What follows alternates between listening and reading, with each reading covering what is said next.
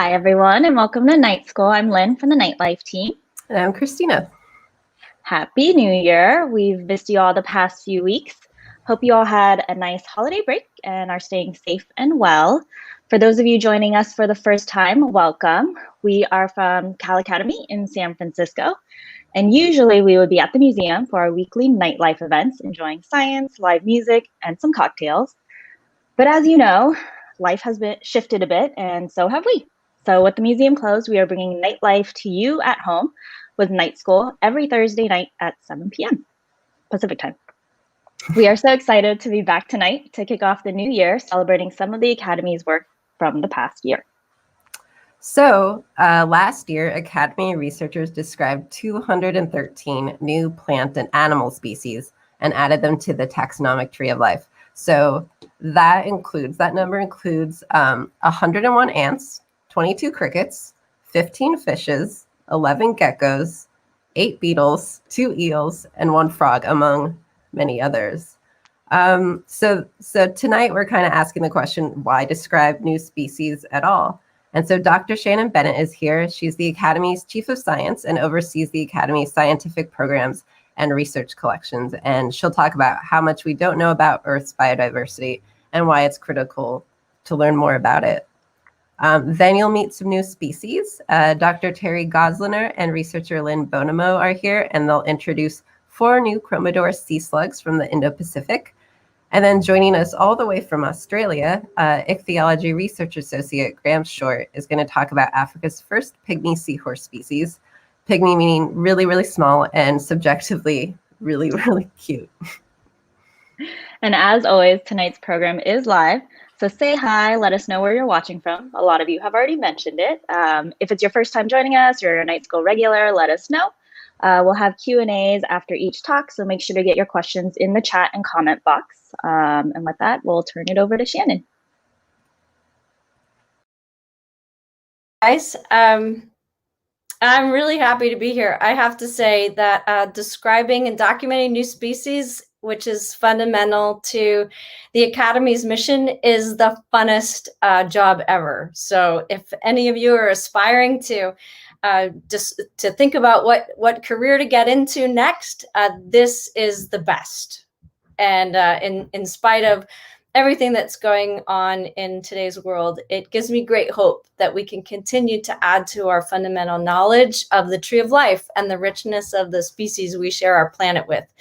The good, the bad, and the ugly. So we're going to talk a little bit about some great creatures today. And although I'm going to frame it around why it matters to describe and to discover and document new species, I just wanted to begin the conversation by telling you that it's a lot of fun. So sometimes things don't really have to matter that much, but in this case, it really, really does matter. So with that, I just want to talk a little bit about the new species I've been jumping into a lot, which is SARS-CoV-2, and all of us have put, have this new virus in the front of our mind. This is the bad, maybe, but I will say that viruses, new species of viruses, are discovered all the time, and although this one is wreaking a lot of havoc, it's sitting in a family tree with many other viruses, some of which actually jumped into humans over many hundreds of years, the seasonal human coronaviruses. And in those cases, they don't cause a lot of disease, and they may even provide some protective immunity against some of the other characters that have come along later, like SARS-CoV-2. So that's just to say that there are many, many new species out there.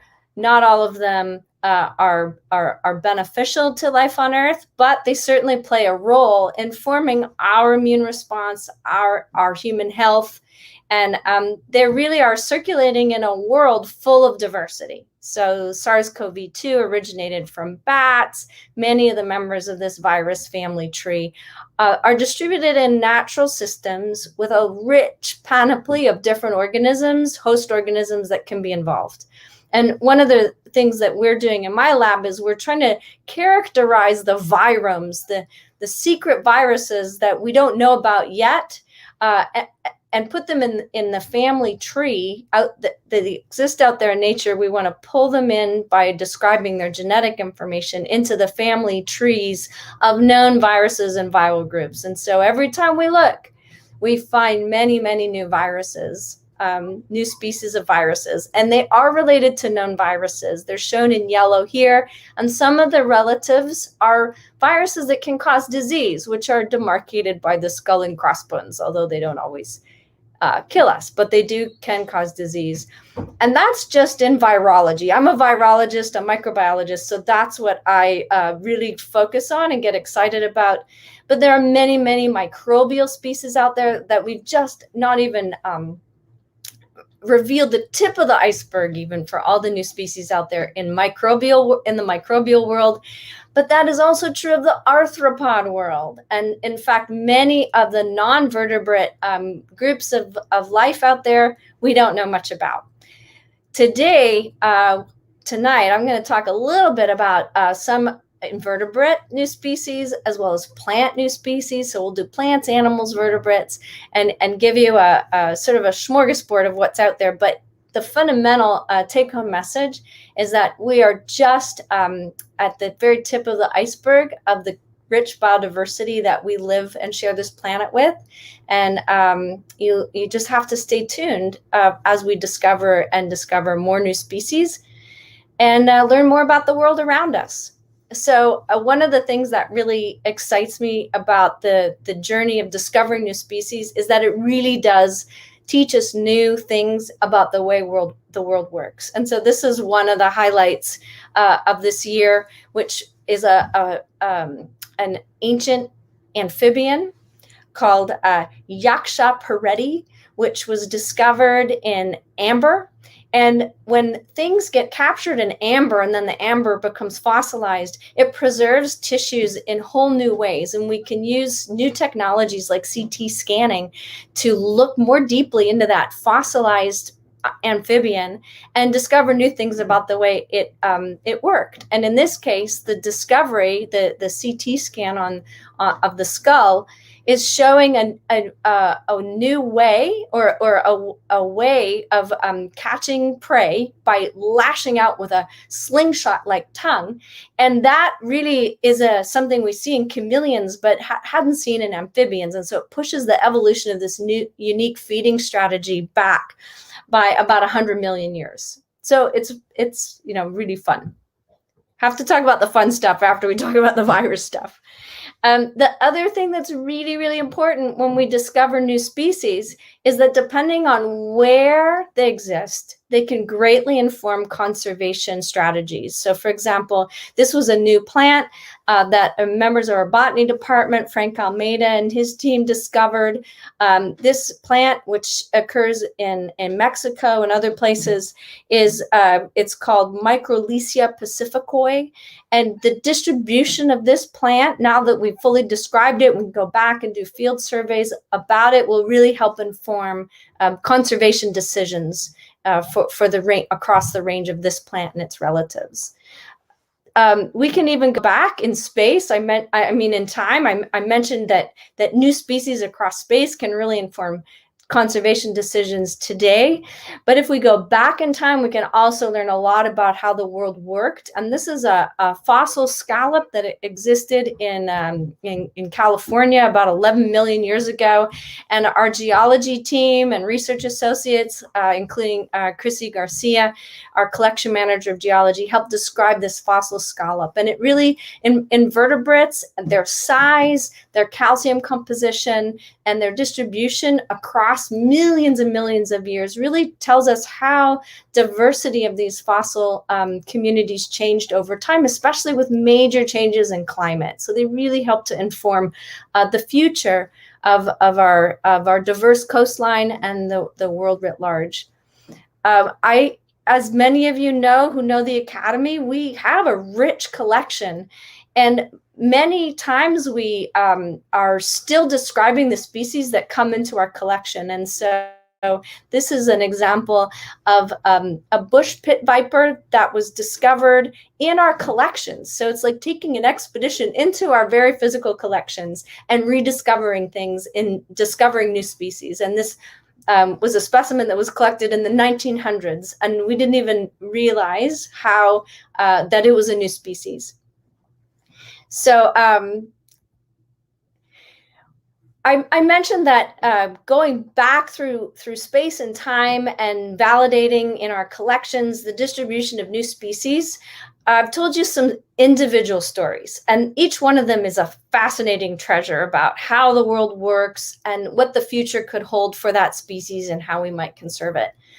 But the other thing the Academy places great value on is collecting information about all of the species, new, ongoing, species that we've already known about, as well as the new ones that live together in a system to make that system healthy.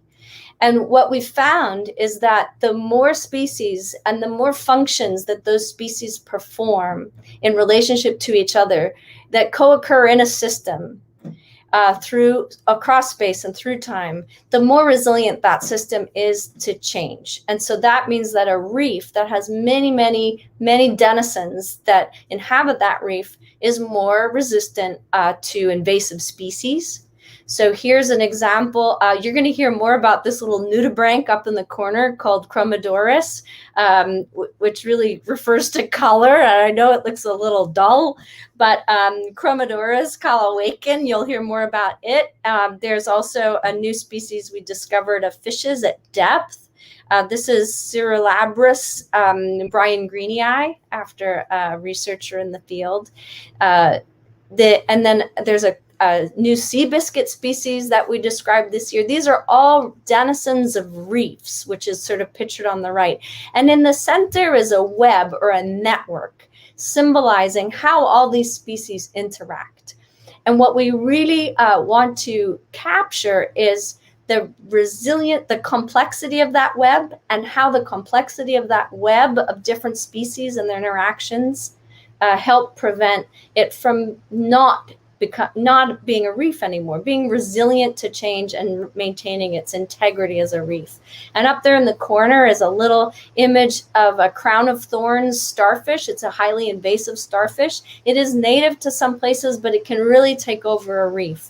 And what we're finding is when reefs have rich denizens that are very diverse in terms of species and interact robustly, then they can be resistant to invasive species like this crown of thorns.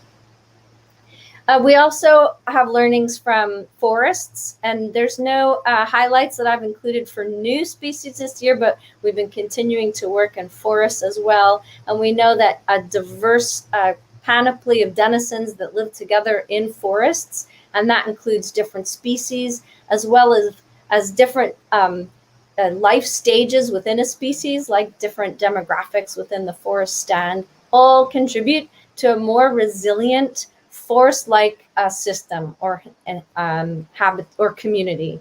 And that resilience protects from invasive pests as well as from fire. So it mitigates fire and helps forests recover more quickly.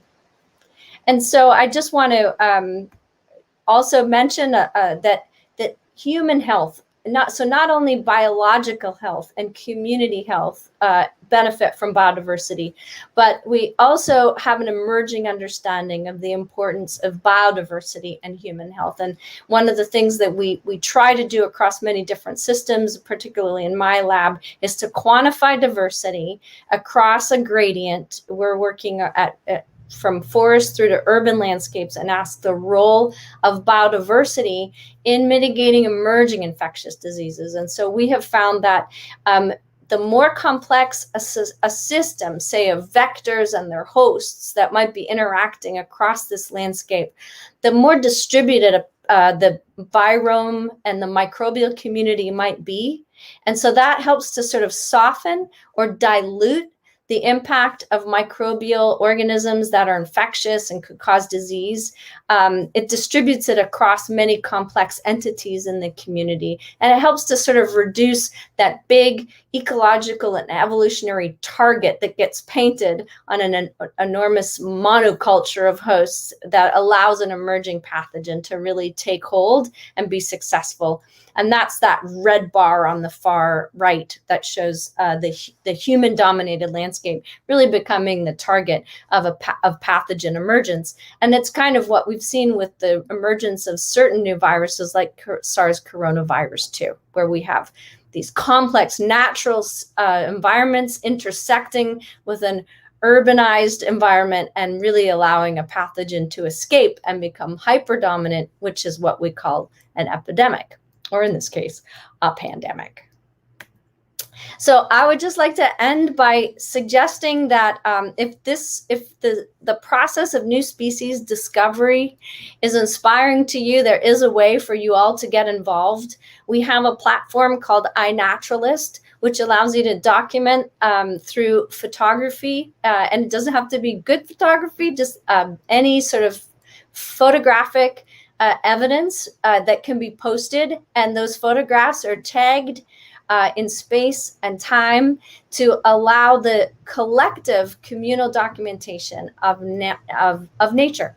And many times people in far-flung parts of the world, or even in our very own backyards, are discovering new observations, sometimes it's the first observation of a living species, sometimes it's a completely undescribed species. So this is a bird-dropping spider from the genus Calania that is most assuredly a new species, and will certainly result in really, really exciting new understandings of this group of spiders. And this is happening all the time. So I encourage everybody to get on iNaturalist and potentially help discover new species. That said, once something like this happens, it has to go into a very formal process for describing new species. And I'm really excited to hear from my colleagues coming up to talk about the formal process of species descriptions and how fun that is as well. So with that, I'd like to thank everybody for listening, and I'm happy to entertain any questions. Hi, Shannon. Thanks so much for your talk. We do have a few questions. Of course, we have some questions about viruses. So I'm going to start there. So this is kind of a two-parter. There's a few questions about what is the purpose of a virus in our ecosystem. One specifically is asking if viruses aren't really alive like bacteria, are they only alive because living hosts exist? Right. So those are kind of two questions, right? There's the whole debate about whether viruses are alive, and then there's what's the purpose of a virus or viruses. So I'll take the first question. I'll tackle are viruses alive. So first of all, you might say that it's kind of rather not that useful a discussion on as to whether viruses are alive or not, because the fundamental fact is that viruses evolve. So they have the same genetic makeup that we have. They evolve, which we have firsthand experience with, very rapidly, more rapidly than a lot of their hosts do. And for all intents and purposes, they're living. They're certainly not like a prion, which is a crystallization type shift in the form of a protein. It doesn't replicate the way a virus replicates, for example. So the only thing a virus is really missing in the formulaic definition of life is that it doesn't metabolize. So it can't live outside of a host and actually metabolize. So take on products and create energy. So it needs to be inside a host and use all of the host machinery for it to build its own genome, copy its genome, and make progeny. It borrows the host cell membranes to do that and everything. But for all intents and purposes, it's a replicating form of life that's severely limited to seeing that life play out within a host cell. So I think of them as alive because they evolve. What's the and then what's the role of viruses? So there's a huge debate about, when viruses evolved in the evolution of life. It's kind of a chicken and egg problem. Viruses are so dependent on hosts to reproduce. They clearly must have been tracking life. They evolved after life, and actually that's not actually really clear. So viruses have probably been around as long as, or maybe even predate, all known living forms of life by the traditional definition. And so they're the same signatures that are in the genetic that are in the genomes of viruses we see in other forms of life as well, and the same modalities. So there are many signatures in some virus genomes that encode for the same kinds of proteins that make up the building blocks of complex life. So basically, viruses and life have been integrated and exchange genetic material for the long-term formation of everything we know of today. So they're integral. They're integral. Viruses today play many, many different roles. And one of the most important roles for human health is that viruses infect bacteria and they control bacterial population dynamics. And some of those bacteria impact us negatively. So viruses are a really complex group, which are probably more diverse than all known living forms and are ecologically relevant in many different systems and help shape biodiversity at many, many levels. So when I said good, bad, and the ugly, I kind of meant, there's such a panoply of virus diversity, and they're all doing many, many different kinds of things.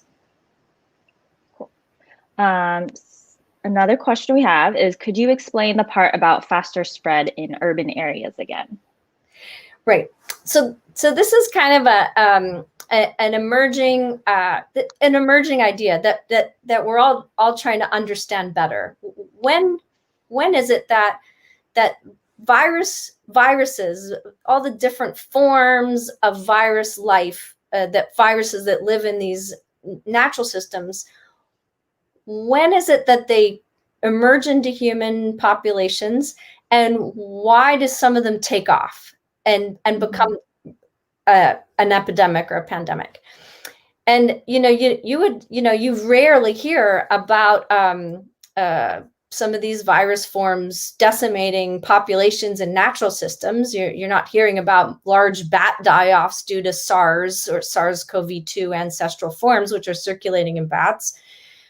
So why are these natural systems able to host viruses that don't usually cause huge die-offs or huge impacts to natural species or non-human species, and yet when they jump into human systems, they can cause a lot of damage, and a lot of that damage is because they're new to us, so our immune systems haven't evolved to recognize and control and mitigate them. But the other factor that must be important is that humans are a huge sort of monocultural, a huge density of hosts of one kind, all concentrated together and in close contact. And so one of the things that we know from agriculture is that if you plant a huge dense crop of only one kind, which is why I often think of the monoculture as an analogy, it's almost like painting a big target on that one kind of species for pathogens, plant pathogens, to evolve to take advantage of that ecological opportunity. So whereas when you break up that monoculture and you use a sort of a mixed farming approach, you can distribute or reduce the ecological and evolutionary opportunity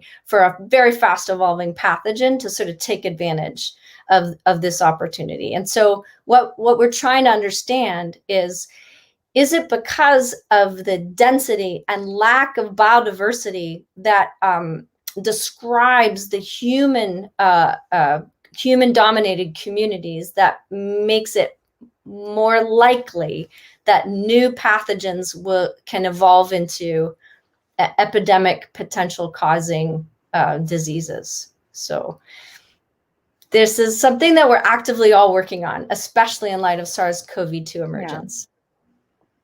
Yeah. Okay, I think we have time for one more question. You mentioned in the beginning about, finding a career or making a career out of finding new species. And some people were wondering, what subjects would you focus on in high school or college if you did want to make that into a career? Right. So obviously I could give you my taxonomic angle, but like I said, at the end of the day, although there's plenty of discoveries that need to happen in microbiology, that is true of all forms of life. There's a lot of work to be done in terms of discovering and documenting new species. And I think one of the fundamental things that you're going to hear about a little bit later is that there are new emerging technologies that can help accelerate new species discoveries, and these do involve sort of genome science, bioinformatics, a really strong underpinning in math biology. Those would all be really great subjects. But you still need to couple that with deep traditional knowledge about how the form and function of species and their morphology all work, and how to organize things into family trees for living species. So I think getting a really good foundational background in biology, but coupling that with empowering yourself to be able to embrace new technologies that are emerging that can marry traditional biology with new novel ways of finding new information would serve you in good stead for a career in this field. Great. Thank you so much, Shannon. I think we'll move on to our next presentation with Terry and Lynn, who will talk more about the Chromodoris sea slugs that they've described. Excellent.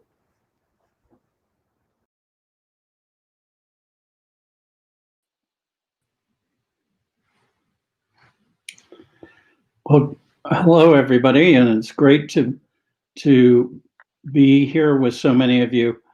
Lynn and I are going to sort of split the time that we have and talk about how and why we name slugs and how we discover some of those new species. So if I could have the next slide, Lynn. Yep. There we go. Oh.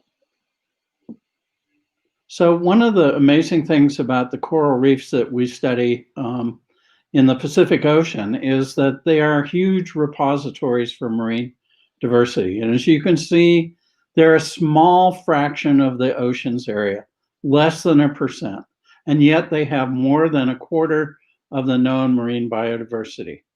And yet we know so little about them. And so continuing to explore is fundamental in documenting biodiversity. And just to give you a sense of how little we know about our oceans and how little we know about life on our planet, it's estimated by scientists that we only know about 10% of the organisms that with which we share the planet.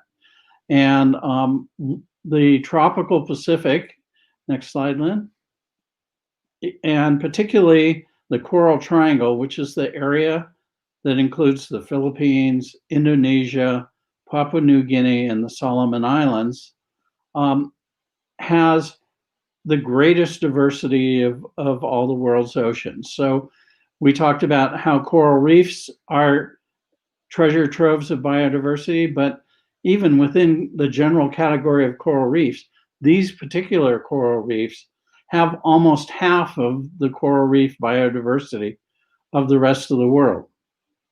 So we've been studying these areas for a long period of time. If I could have the next slide. And one of the things we've been doing in the Philippines, where I've been working now 28 years, is we go back every year. We have been launching a series of expeditions to document biodiversity and a cumulative total of the numbers of species that we find. And you can see that we're now over, just for the sea slugs and their relatives, we're over 1,200 species just from these reefs in the Philippines. And the astounding thing about that is more than half, 54% of the species that we find are species that are brand new to science. They've not been discovered by scientists previously. So this is a great opportunity to find new and exciting things that tell us much about how those ecosystems function, what are the areas for priority for conservation, and a wide variety of other things about how those ecosystems function. And on average, every time we put on a scuba tank and make a dive, we found one new species. And that has been consistent for the 28 years that I've been studying these Philippine reefs. And so that's an average that's spread over, and it's not declining with the continued studies we have been doing. And we're anxious to get back into the field to be able to see what new things we can find yet again. Next slide, please.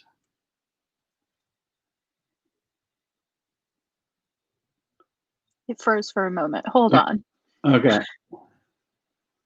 So in any case, every time we go there, I said we find a treasure trove of new things. And in 2015, we found 43 new species. And that's sort of the average that we have on an expedition. You could go back Yeah. a couple of slides. One more. What's really remarkable is it doesn't matter what group of organisms that you're studying, we're finding new things. And we're finding new fish, we're finding new reptiles like the sea snake in the lower left-hand corner. We're finding almost every group of marine organisms that inhabit these coral reefs have new species. Next. And these are just some of the ones that we found on recent expeditions. And you can see they are from microscopic little barnacles up to large corals, to new species of eels, to these sea biscuits, and new species of worms. Next slide. And we had a very large expedition that we launched in 2011. And that allowed us to find 50 new species. But because of the success of that, we were able to get funding, excuse me, to have 4 years of funding from the National Science Foundation to conduct a series of expeditions. Next. And every year we found new slugs in each one of those. Next, please. Okay, next one. And one of the other really interesting things that Shannon alluded to is that ordinary citizens have contributed to that effort through iNaturalist, but also of participating in expeditions to help find new species. And these are some that were found in 2016 and 2017 with a workshop that was looking specifically for new species of nudibranchs. Next, please. So one of the fundamental questions that we ask is, you know, how many species are there when we find something? And excuse me, one of my colleagues in Australia said that all of these different forms from different parts of the Western Pacific were all a single species that just had a lot of color variation. And we've been able to use genetic tools to examine the structure of the DNA molecules and their sequences to really ask that question, you know, are these all the same species? And next, what we found is, no, they're not all one species. They're actually 8 different species that are represented in these pictures. And that the surprising thing wasn't that there was more than one species. The surprising thing was they weren't all each other's closest relatives, as we originally suspected. So there are lots of new findings and discoveries that go along with unearthing what that diversity is. Next, please. And here's a bunch of species in the same general group of nudibranchs that all have a series of white lines that run the length of the body. And basically what we found is that they are, again, different species. We suspected as much, but we didn't expect there to be, next, 14 different species that were represented there, and some of them were very surprising to us. And so what we've learned is that with these advanced genetic tools, we're able to really find that there is not only this great diversity that we recognize by collecting them in the field and knowing what's out there and comparing what we find to everything else that's out there. What we're finding is that there are lots of hidden species that we didn't even recognize immediately in the field. Next slide.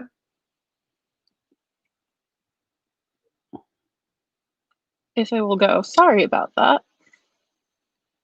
It's okay. There we go. And in this group, we've already given away the Sorry. mystery that there are 7 species there. And again, they're really characterized by minute differences that are consistent, and we can recognize them externally based on their color patterns and the subtleties of those color patterns once we use the genetics to help us know what to be looking for. And so that is part of the great excitement of species discovery, and why we've tripled or quadrupled our known knowledge of the species that are out there inhabiting these amazing reefs around the world. And I think that's time to turn it over to you. Hi, everybody. So I'm Lynn. I was a master's student with Terry, and so these are some new species that I got to describe this year that I'm going to talk about. But first, I'm going to talk about how do you name a species. So in general, we go through all of the biodiversity of studying the species and discovering that they're new species. So now comes time to name a species. And how do you name a species? It generally is now looked down upon to name a species after yourself.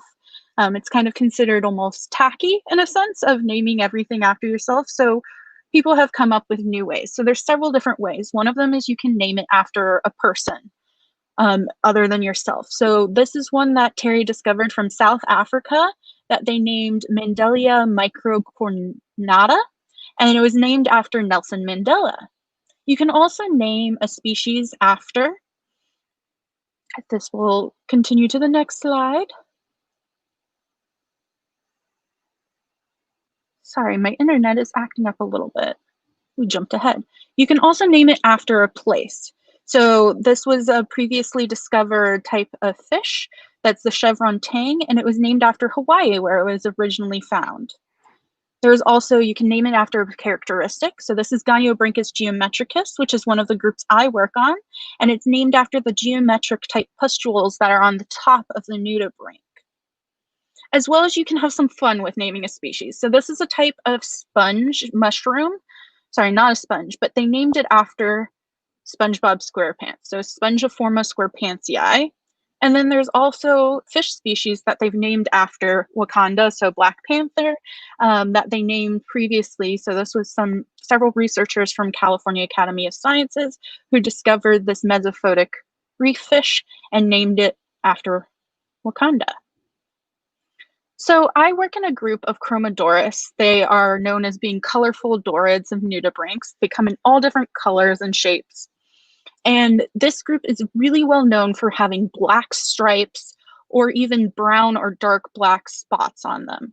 And so based off of previous studies, including one where Terry and I worked on it, we have discovered that there's 22 previously described species and then an additional almost double that amount of new species that was usually considered one of the best known groups of nudibranchs. So I added 4 new species. So I'm going to talk a little bit about how we came up with the names of them. So this is Chromodoris balat.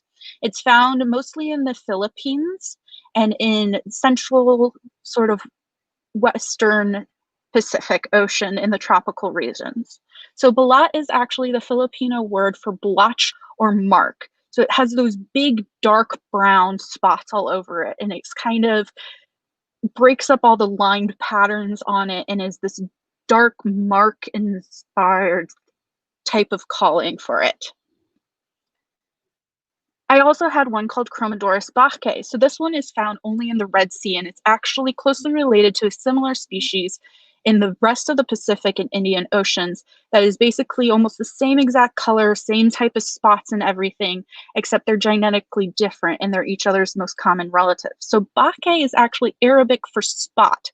And I think everybody can tell from how I came up with that name. It's covered with all of these black spots, dark brown spots all over its body. And so I named it bacche in terms of that. So almost think of it as polka dots everywhere across the body. The next one is going to be Chromodoris quagga. So quagga is found throughout the Indian and Pacific Oceans. It has this very striped pattern. I thought it looked like stripes on a zebra or any of that sort of things. And actually, there's a different closely related species that is called Hypsilodoris zebra. So I couldn't name it zebra. There's a lot of rules that biologists have to follow in order to name a species.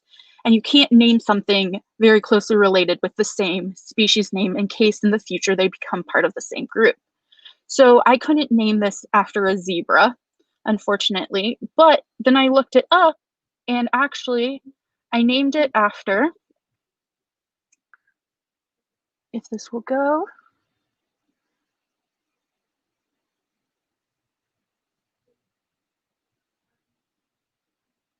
so I named it after Equus zebra quagga, which is the plain zebra in Africa. So I basically took the species name from the plain zebra and put it as the nudibranch species name as well. Since they're really far apart, I can use that. And so it's kind of a little homage to the animal that inspired the name of this. Now, my personal favorite is Chromodoris calawakan. So this is found in the Philippines and Palau and all of that tropical coral triangle dense area. So this was actually previously in the group Goniobranchus, which I study, and it's the first ever Chromodoris that doesn't have black stripes or dark black or brown spots all over its body. So this was super unusual for this group. Terry and I did not expect this at all. And so we started looking at it, and I always thought of it as it has these little bright white pinpricks all over the body against this like cloudy, dark gray background or white or different colors, semi-translucent and stuff. And I always thought of it as, if it will go, I always thought of it as galaxy, like stars in a galaxy above. So Calawakan is actually the Filipino word for galaxy. And since it was originally found in the Philippines, I thought it fitting to use a term from that language of the country of origin. So I think of this, it's my favorite so far of the ones I've discovered, where there's bright little white pinpricks of stars against a cloudy sky.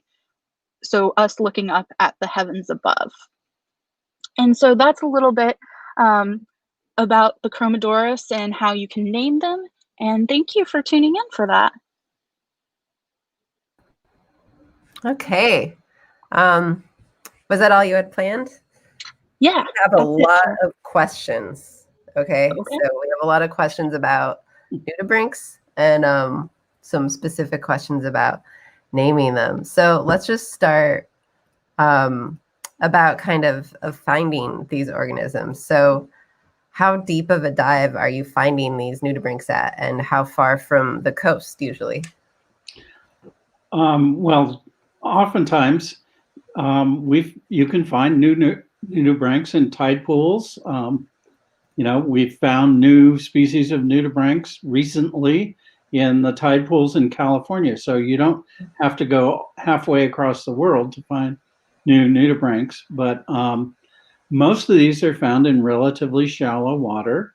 And the way I describe how you go about finding them is you're swimming around and you're looking for little things that are painted in bright colors. So I think of it as being on an Easter egg hunt every time I go into the water. Nice.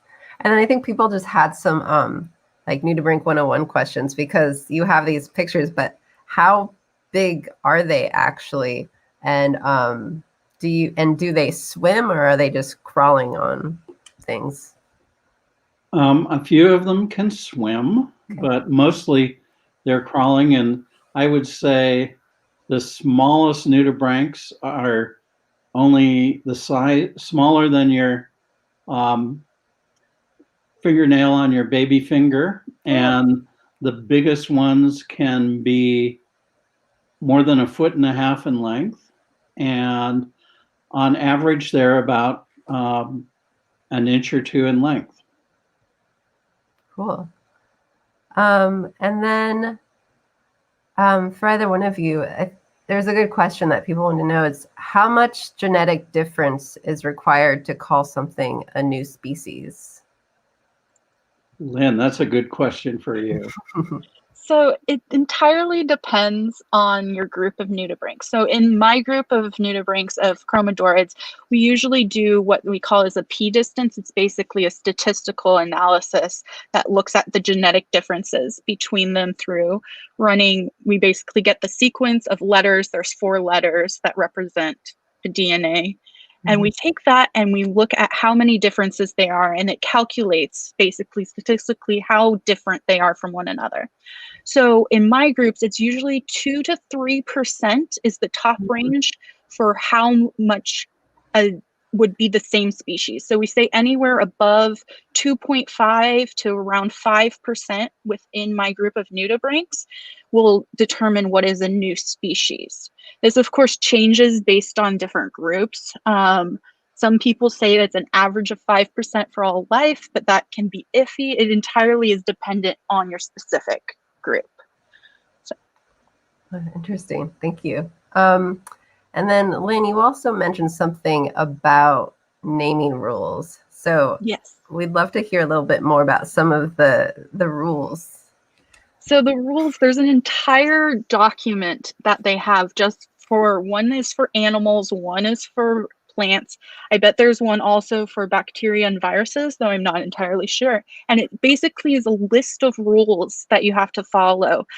For example, if there's an older name, if 2 species are actually the same thing and you discover that, and when they're published, you have a date of when this paper was published, when this name was first came about. You have to go with the older name. You can't rename it. You can't use the newer name. You can't choose your favorite. You have to go with the original name. Then there's also ones where you can't have 2 things within the same group having similar names, because that would be confusing. And then you also have to look at different endings on the names of whether it's Latin or Greek. You have different endings. If you name it after a female person, you have an AE at the end. If you name it after a male, you have an I at the end. It's all over the place. There's lots of rules that I can't go into details, but you kind of just have to learn it throughout the process. And then you go through the review process, and people also will point out if you made a mistake in the review process. Interesting. Yeah. But you can't name it after yourself, but you can name it after like family members. Is that okay? Yes. Okay. So I can't use my own last name to name after it, but I could use my mother's maiden name or first name for somebody else. And you also can't have any of your co-authors. It's kind of looked down upon if you and your co-authors name it after one of yourselves. But you can name it after somebody else. Like Terry has 2 nudibranchs, one named after his daughter, one named after his son, and there's a genus named after his wife, that sort of stuff. So you can have a lot of free leeway with that. Cool. And then here's an interesting question about names too. I know that when you've been talking, you've been using the word describing new species instead of discovering new species.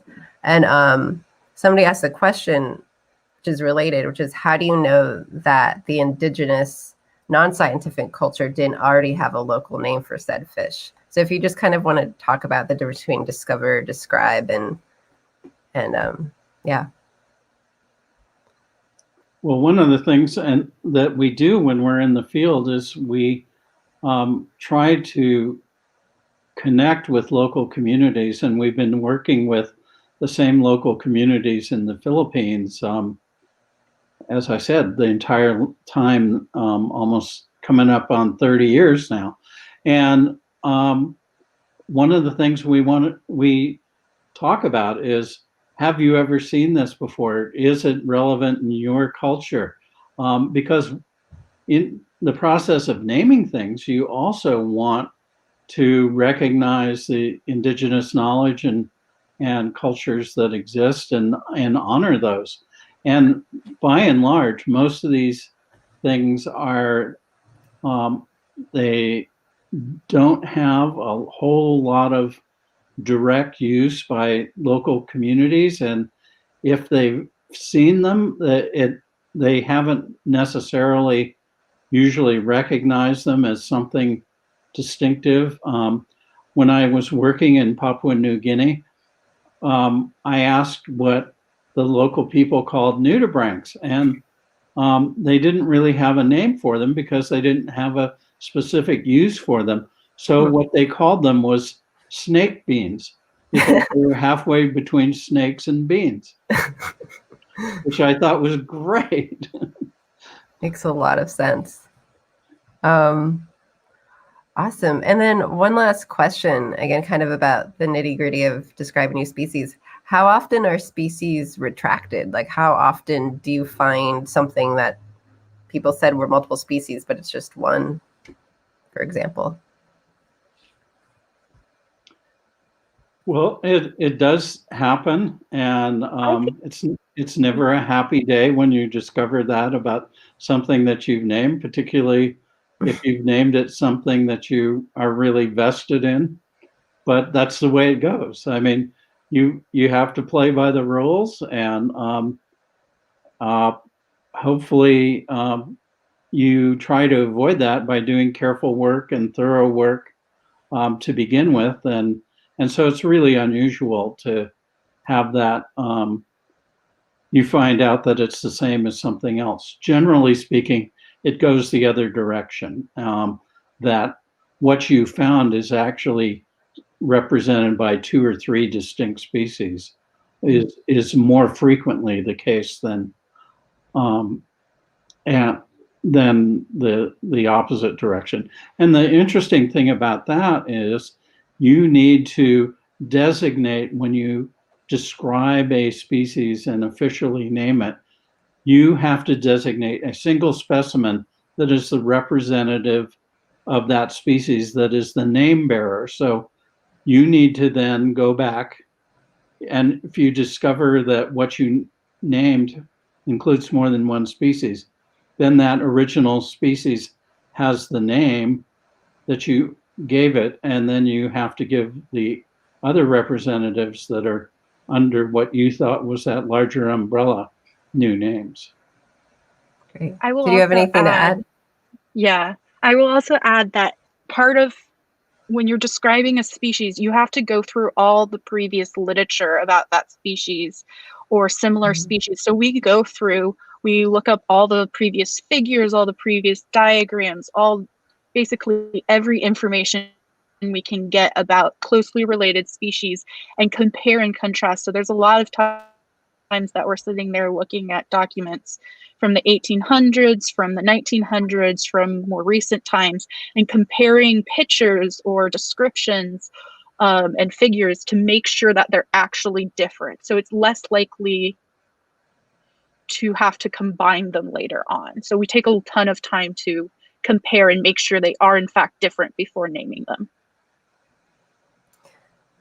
Well, great. Thank you so much for joining us tonight. And I hope everybody learned a lot about nudibranchs and naming them. So up next, we have Graham Short. And thanks so much, Terry and Lynn.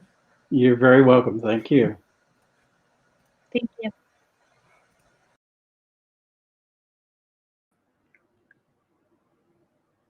Hi, guys. Whoop.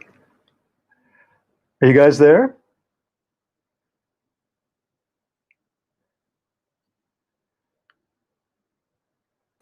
You're on, Graham.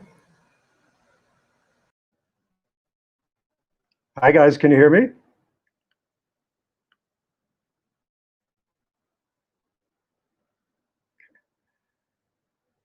Okay.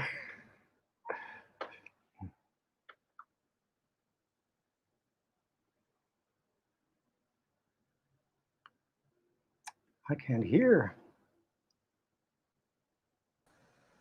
Hey, Graham, what's going on? Here we go. You're all Christina, good? yeah, can you hear me? Yeah, you're good to go. Okay. I'll put your slides up. Okay. Awesome. Hi, everyone, and thanks for having me tonight. Today, I'm going to be talking about the first pygmy seahorse from Africa. The ocean has a lot of surprises in store in general, but this one is a doozy in my fish world, coming from Salwana Bay, South Africa. Not only does this new species of pygmy seahorse is a new record for South Africa, it's a new record for Africa and for the Indian Ocean. So before I get into this new species, I just want to give you a little background into the family to which it belongs and go from there. So pygmy seahorses comprise 8 species, and they're essentially miniaturized seahorses. They're about half an inch long down to 100 millimeters. And most of them have been described since the 21st century, except for the first one, which was discovered in 1970 in the sea found in New Caledonia from about 100 meters. The rest have been found in shallow water. So pygmy seahorses belong to a family called Cynathidae. And these fish comprise 4 main groups in this family. The first one is pipefish. And pipefish have evolved to look like dead or alive seagrass. And in this case, here is the pipefish found in dead seagrass. I took this picture in South Australia. The second group are the sea dragons, and these are magnificent fish found in southern Australia. In this case, this is the leafy sea dragon I took in Rapid Bay, South Australia, and they basically evolved to look like floating kelp or weeds. The third group are the pygmy pipe horses. These are often confused with seahorses, but they have many distinct features that separate them from the seahorses. And lastly, we have the normal or large seahorses. They comprise 38 species worldwide, and in length, they are from 1 to 14 inches. The biggest species are found in South Australia, Hippocampus abdominalis. All right, here's some fun facts regarding pygmy seahorses. Number 1, they're tiny, as you know, 0.5 to 1 inches in length. You can fit probably 5 on my fingernail, just like Terry was saying about small nudibranchs on fingernails. They're just tiny, and you don't realize how tiny they are until you see them underwater. Fun fact 2, because they're so small, they tend to blend in their environment. They're highly cryptic. So in this case, this is Hippocampus denise and a yellow sea fan. And this one is yellow and has the bumps that resemble the polyps in which it's found. So they're very hard to find unless you have a dive guide or you know what to look for. And fun fact 3, until now, all the species of pygmy seahorses have been found in the central to western Pacific Ocean since the first discovery in 1970. So with the new discovery of Hippocampus nalu from South Africa, extends the range of these pygmies by about 5,000 miles or 8,000 kilometers all the way across the Indian Ocean to South Africa. So there's a huge range extension, and it makes it so exciting. So in 2018, when I described Hippocampus jabupigu, a pygmy seahorse from Japan, a young scuba instructor, Savannah Nalu Olivier from South Africa, contacted my research colleagues and I regarding a small seahorse she found while diving. Salwana Bay is a very popular dive spot in South Africa. It has a tropical climate, tropical fish species. And here's Salwana Bay right here. She contacted us, and this prompted a massive effort to go find the seahorse. And this included Dr. Lo Claessens, a well-known seahorse researcher from South Africa, including Dr. Richard Smith, a pygmy seahorse expert. And a few months later, they're able to go to Salwana Bay, find it, and collect a couple of specimens for me to work on and to determine whether it was a new species. So how do we find out whether this is a new species or not? A lot of these pygmy seahorses resemble each other. They're morphologically conserved. So, for example, here's Hippocampus nalu on the left. Whoops. Hippocampus pontohi in the middle, and jabupigu on the right. They all resemble each other with coloration and features. So one of the best tools these days is to place them under a CT scanner, after which you get a beautiful three-dimensional visual of their internal anatomy or skeleton, which you can rotate it and look at their fine features. And here's what CT scans look like of these three species. And they still look pretty similar. You know, broad head, small body, big bellies, extended dorsal fin base, and small tails. So I had to look closer in detail to find out what features I could consider diagnostic to differentiate these three species. And the diagnostic pair that I found are these wing-like spines that are directly found behind the head. And normally these have one or two pairs of these wing-like spines. So in Hippocampus nalu, there's two pairs, but the posterior pair has these double wing-like spines, where the anterior pair just are single large spines each. In Hippocampus pontohi, you have two pairs of broad blunt-like spines. And lastly, in jabupigu, you have just one pair of sharp wing-like spines. So these differ by a lot. They're bony formations, so they were very helpful. Also genetically, just like Terry and Lynn were talking about, the genetic divergence was quite huge between these three species. Between jabupigu and pontohi, they're about 6 to 7% different, but with nalu, it was 14% different. So it's quite a huge divergence going on here. So Hippocampus nalu is very special. One, again, it's the first pygmy seahorse recorded from South Africa, the first pygmy seahorse recorded for all of Africa, you know, which is a giant continent, and the first pygmy seahorse from the Indian Ocean. That's a huge range extension, and people were very surprised that at this time, a pygmy seahorse was finally observed in South Africa.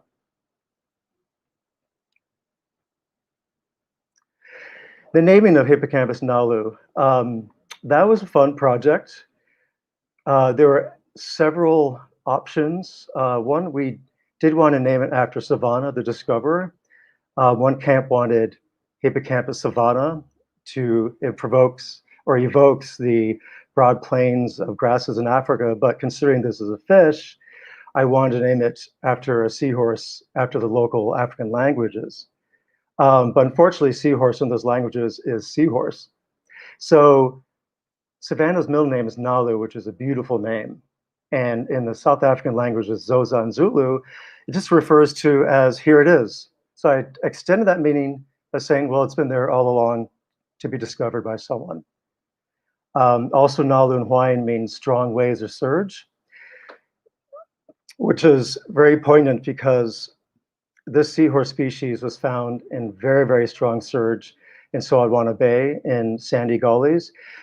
It was actually seen being pushed around by the surge from one sand gully to another, and then it would hang on to a bit of flotsam and then continue on. It really seemed to be enjoying it.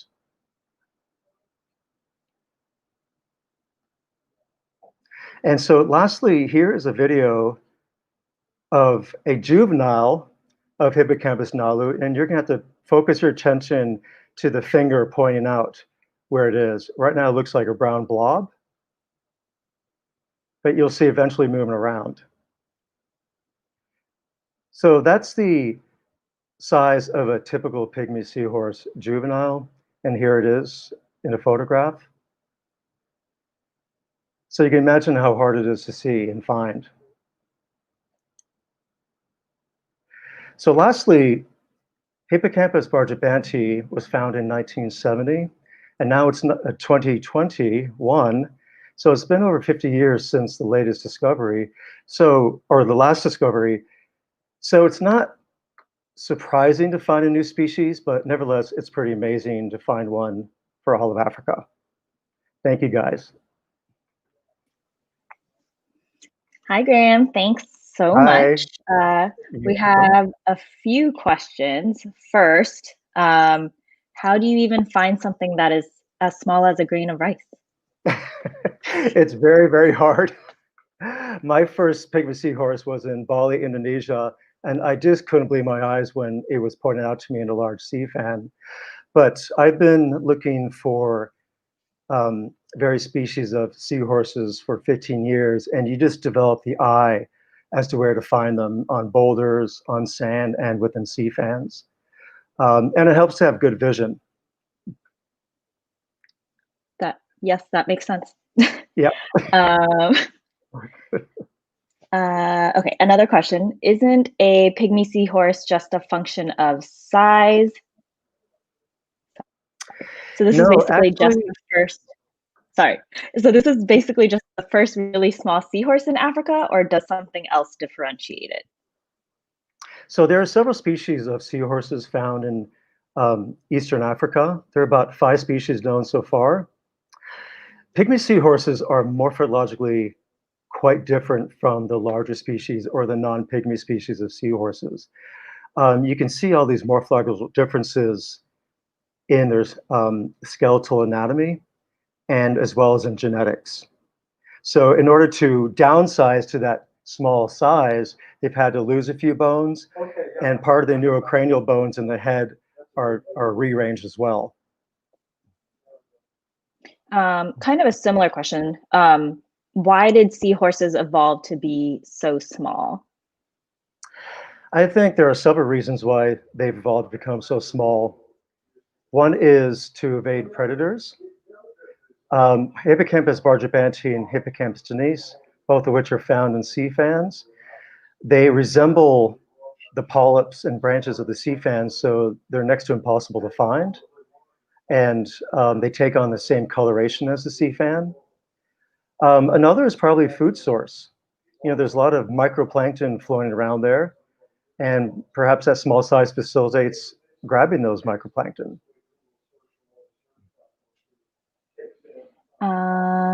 Another question, do they collaborate in groups of animals or mainly stay independent? Are they considered fish? Pygmy seahorses are definitely fish. They have gills, and they are an unusual fish because the males will gestate the eggs and give birth. It's the only vertebrate on the planet that gives birth. The brood pouch in which the eggs are found in the male is considered a primitive uterus, and it even expresses similar genes expressed in the female belly in humans and other mammals. They are considered So they are found in pairs, just like the larger seahorses. You always see the male and female very close together, but in the sea fans, you'll definitely see a few together, like small groups. Mhm. So you mentioned that this was the first known pygmy species in Africa. How do you suspect they traveled to where they were, in comparison to the other ones you've described?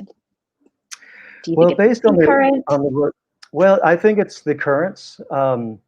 There's massive currents that cycle through the Indo-Pacific, and considering the distribution of all 8 species of pygmy seahorses, the majority of which are found in the Central and Western Pacific, and genetically, it shows that probably the origin of pygmy seahorses are in the Central Pacific, and perhaps the currents way back brought a few over to the Western Indian Ocean. And clearly, Hippocampus nalu has been there for a very long time due to its genetic divergence from the other species. Is there anything in the genetic background to suggest it's a cousin of the Indonesian species? Yes, indeed, they're definitely cousins to each other. They're directly related to each other, and genetically they form a group or clade of seahorses, and they're then sister to the large group of seahorses. And then I think we have time for one last question. Sure. Do pygmy seahorses share symbiotic relationships with sea fans or other sea organisms? That's hard to say, but I don't think so at this time. They're not like clownfish, in which the anemone affords protection to the clownfish, and the clownfish wards off predators of sea anemones. Seahorses tend to be like other fish. They act as small predators to plankton. I'm not sure if seahorses afford any protection to the sea fan. Perhaps they pick off small crustaceans that would otherwise chomp away the sea fan, but I'm not sure that's known yet. But good question. Yeah. Well, thanks so much for joining us, Graham. I'm going to have Christina come back up so we can close out the night. Thanks, Graham. Awesome. Thank you. Thanks, everyone, for Thanks, everyone, for tuning in tonight. And special thanks to Shannon, Terry, Lynn, and Graham. Next week, we're back with another night school. We're going to the Arctic. We've invited some Arctic explorers to join us from the northern polar regions. We're going to talk about belugas, wolverines, and witnessing melting ice. So be sure to tune in next week. And subscribe to our channel. If you've joined us for the first time, like Lynn said at the beginning, we're here every Thursday at 7 p.m. So make sure to subscribe so you don't miss any of them. And then the other thing is that the Academy is still closed. And if you can spare anything, we have a link to our Resilience Fund down in the YouTube description. So if you've been enjoying these programs, we'd really appreciate anything you could spare. But if not, thank you just so much for being here and joining us. It means a lot to us to be able to share science with you all while the building's closed. So anyway, I think that's it for us. Thanks so much and good night. Night.